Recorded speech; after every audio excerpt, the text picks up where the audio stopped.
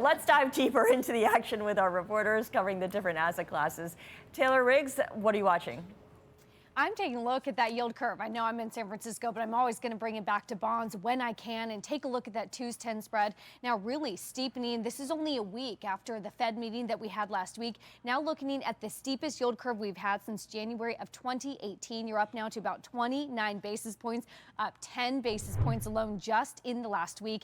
Those inflation expectations really rising, of course, as that 10-year approaches 2%. And as you can see there, we're showing a chart inside my terminal, which is looking not only at the yield curve on the right axis, but the Fed's balance sheet of about $4 trillion in the pink line on the left axis. Mike Wilson over at Morgan Stanley said this is the biggest non-QE QE program that he's seen. The expansion of that balance sheet pushing that yield curve steepening and this economic expansion even further. Renita.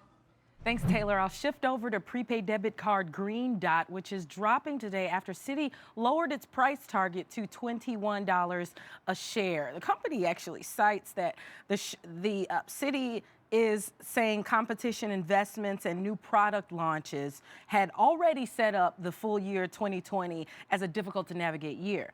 That's analyst Andrew Schmidt who wrote that. And now this imminent leadership transition may suggest downside risk. This was after the CEO and CFO quit the company unexpectedly, and this would add to the more than 70% value that the stock has already lost so far this year. Mike?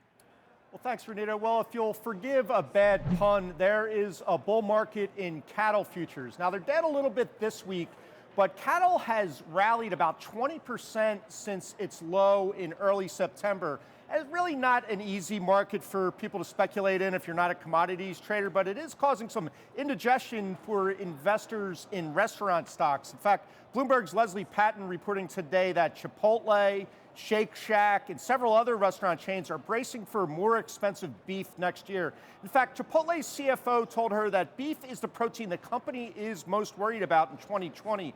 And remember, restaurants are also dealing with higher wages, and that means Tesla Advisory Group is saying that restaurants could be on course for the stiffest margin pressure they've seen in 5 years in 2020. Now, you'd never guess that there were these problems. If you look at Chipotle stock, it's up, it's almost doubled this year, in fact, but Shake Shack is down about 40% from its high for the year. McDonald's is down 10% from its highs, and Darden Restaurants is down about 14% from its highs. And Romaine, I would point out that most of those highs for these restaurant stocks came right around the time in early September when those cattle futures bottomed.